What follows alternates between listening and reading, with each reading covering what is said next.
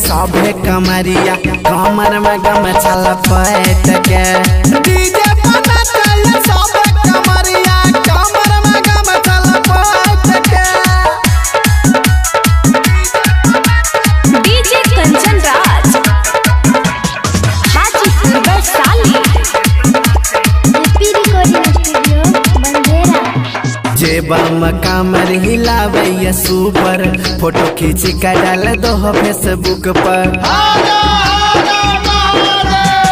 तारा तारा के देखावैया इलम कोई पिए गांजा भांग कोई पिए चीलम नया जमाना के नया स्टाइल कान्हा पे कमर हाथ में मोबाइल गाना बजावे बदल के आहो गाना बजावे बदल के डीजे पर नाचैया सभे कमरिया कमर में गमछा लपेट के डीजे पर नाचैया सभे कमरिया कमर में गमछा लपेट के।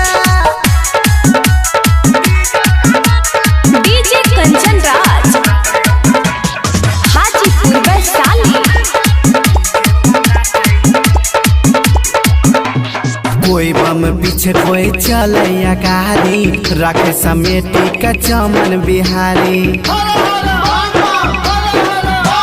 सावन के बरसे झमाझम पानी जल लेके चलल बाबा राजधानी सुनो हो सोनू महेश निराला जय बोलो बाबा देव घर वाला हर हर महादेव रात के बोलो हर हर महादेव रात के डीजे पर नाचैया सभे कमरिया कमर में गमछा लपेट के डीजे पर नाचैया सभे कमरिया कमर में गमछा लपेट के।